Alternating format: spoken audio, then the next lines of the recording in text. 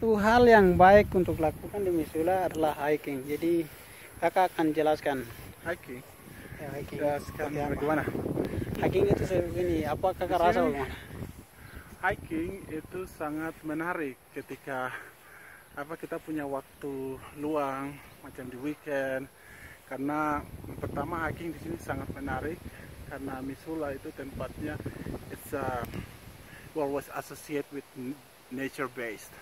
So when you take a look around, you can see beautiful views, green trees, and then clean environment like this. I hope we will have like a beautiful place like this in West Papua. I mean, we have a beautiful place, but we need to organize and manage the environment free of the garbage. That's a big issue that we have in West Papua. As you can see, like we have like a trailhead, but we can hike from here. Tempat kita bisa hiking dari sini. Jadi Missoula tuh macam tempatnya indah, macam tempatnya sangat natural. Dia punya lingkungan yang bersih, udara yang bersih, free of pollution ya, air pollution. Jadi macam apalagi macam kau mau hiking jam berapapun segar. Terus mataharinya ini musim panas, mataharinya ya lumayan tidak begitu terik, tapi artinya namanya di sini tuh artinya panas, musim panas tapi tidak begitu panas kayak di Papua, di Indonesia panas sekali begitu. Jadi macam kami hiking gitu ya enjoy saja begitu. Macam di sini tuh ada macam tempat duduk, kemudian tempat macam mau olahraga macam apa namanya? Itu di situ ada pull up ke apa begitu. Di sana tuh apartemen kompleks. Ini buat family punya, buat single apartment ada. Di sini part of the university apartment. Our apartment is still far away from here, like 1 mile away. Still there. You can see, like, point out to the other side. Here, down there. there. So, and then this is the place we're gonna hike. And then I'm planning to move into this apartment in the next month, probably in following month, hopefully. Jadi Montana tuh enaknya begitu.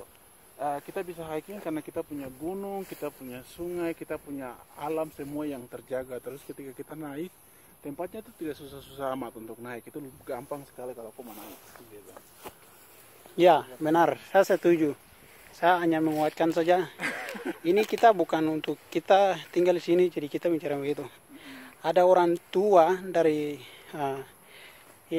datang dari California State, kota yang besar ini. Orang pikir ini kota baik ini, tapi mereka tiba di ular kah? Mereka tiba di ular.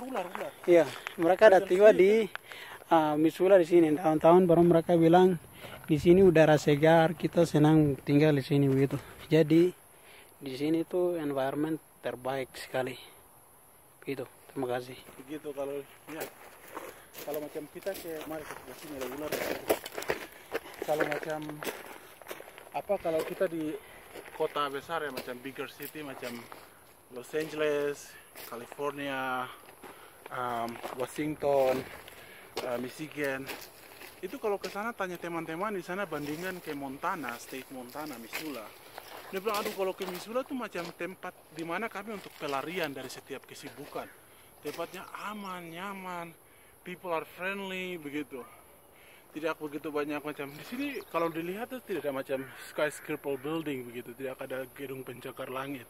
Kotanya biasa, sederhana, artinya state-nya biasa saja. Dia berkembang dan semua ada di sini. Dan kami di sini sangat independent. Itu the one thing that the good point we like about Montana, because kita tidak punya banyak orang. Pertama tidak punya orang Papua di sini. Cuma mungkin kami dua saja di state ini. Cuma saya dan Neton di state Montana. Kalau dibandingkan di state lain, anak Papua banyak begitu. Jadi kami memilih state ini bukan pertama memang itu karena dia nature itu sangat bagus. Yang kedua, we like to be independent. Begitu, kami mau belajar mandiri, mau belajar melakukan segala sesuatu. Kami punya keluarga, tapi kami juga mau mencoba sesuatu yang baru. Iya. Untuk belajar budaya yang beda itu harus jauh dari orang-orang atau yang Di sini kalau kita dulu tinggal sama-sama. iya, contohnya tuh kalau kita kemana-mana, kita tuh macam jadi, artinya jadi selebriti dalam arti itu macam di sini tidak ada orang kulit hitam, begitu. Jadi kami jalan kemana pasti orang juga melihat kita, perhatikan begitu macam, ada orang kulit hitam begitu. Kalau di Papua kan kebalikan begitu. Ada orang bule kayak Papua pasti macam Lihat itu. ada orang bule, ada turis begitu. Tapi kalau kita di sini tuh seperti memang turis, something special for them. Iya. Jadi macam, dia bukan macam begitu surprise, tapi mereka lihat ya, kami perhatikan, oh mereka lirik kita begitu, perhatikan. Karena memang di sini jarang lihat orang ini, komunitas orang kulit hitam tidak ada.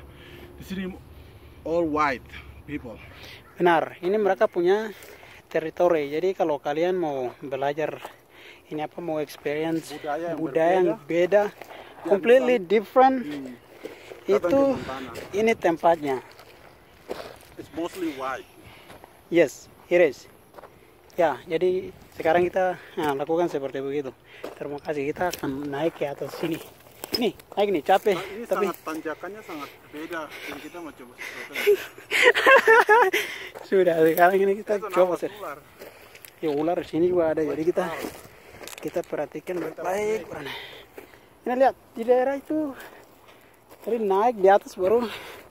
Nanti kita akan kasih tunjuk juga. Cuman sekarang yang tempat ini kayaknya bisa mulai sudah naik-naik.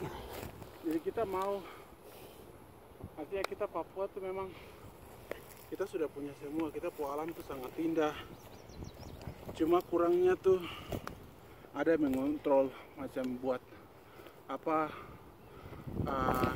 regulasi apa tempat begitu. Belum ada yang regulasi, dia punya environment, dia punya lingkungan, harus diregulasikan lagi, dijaga pembuangan sampah, tempat tinggal.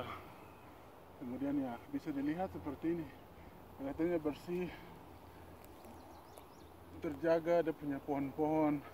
Kalau ke atas dilihat ini tempat kayak macam jungle begitu, macam tidak ada rumah, hampir semua itu dominan dengan pohon. Karena memang kita perlu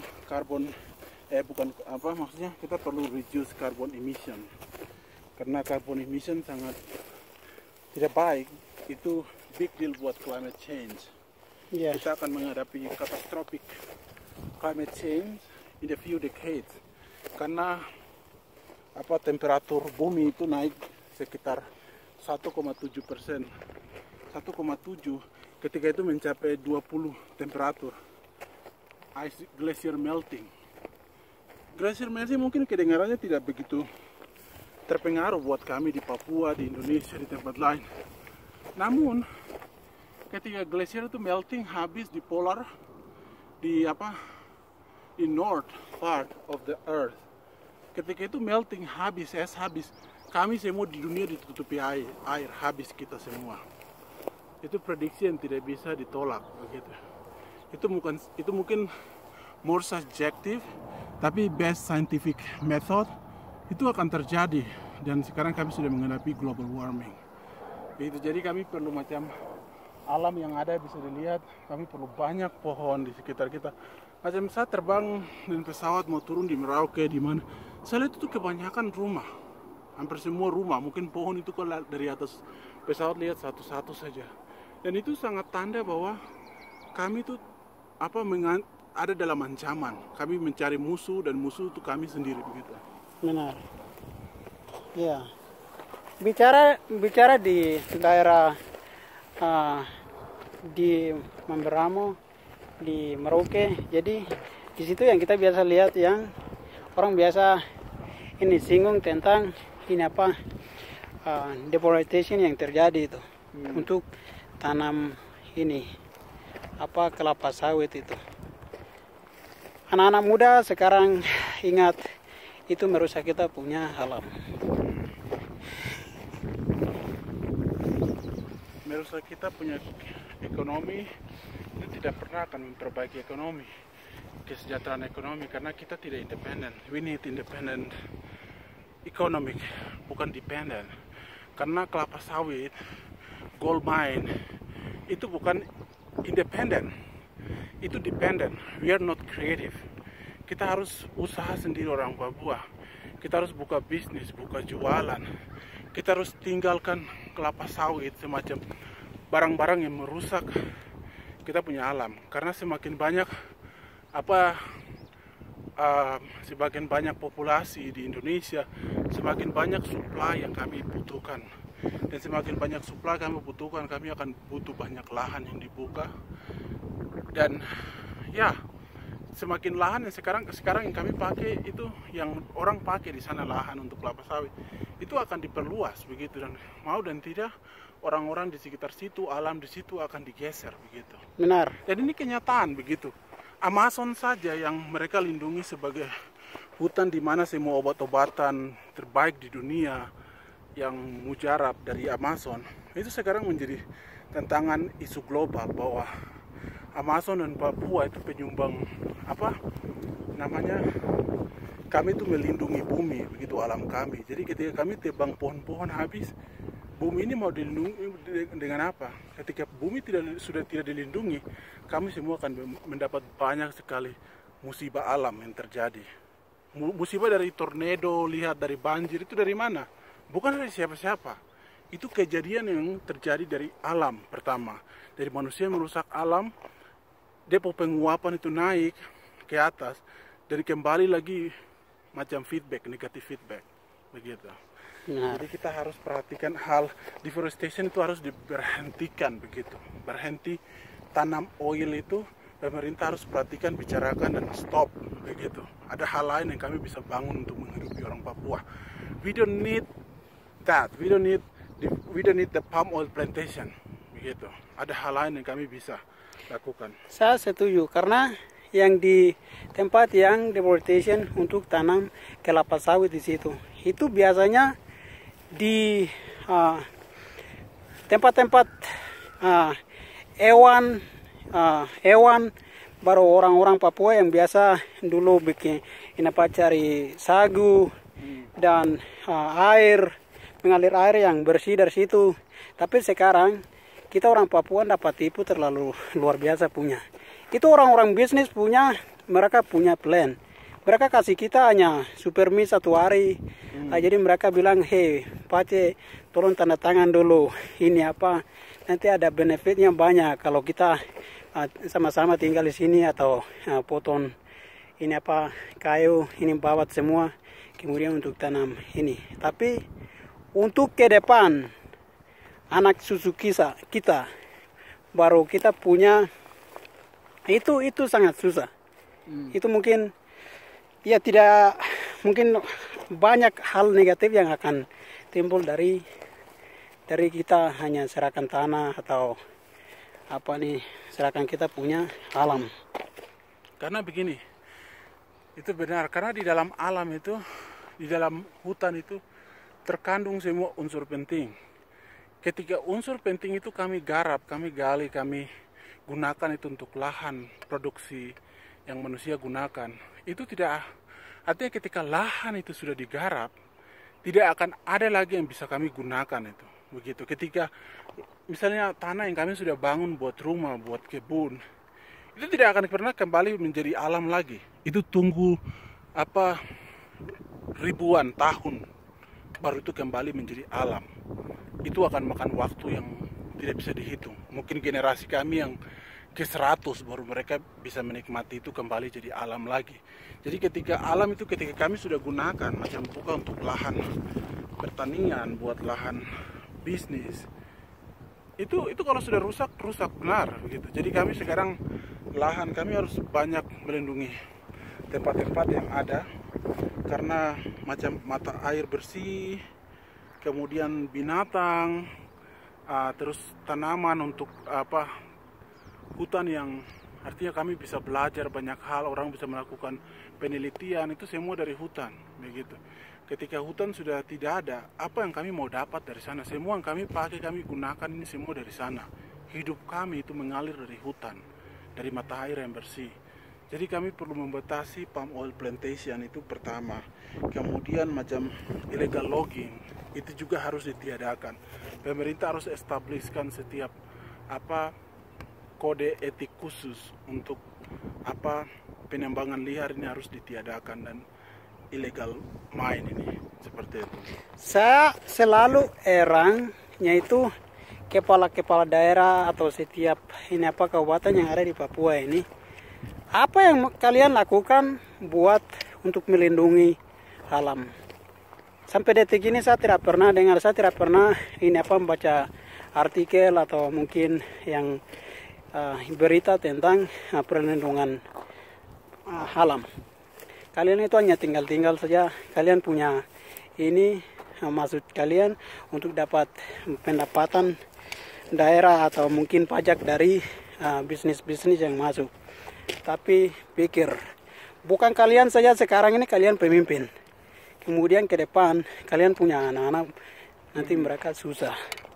Itu yang perlu pemimpin Papua, kalian harus tahu tentang itu. Ya. Kita berpikir jangka panjang, bukan waktu hari ini. Jadi begini, kita punya pemerintahan, dan di sana juga kami punya pemerintahan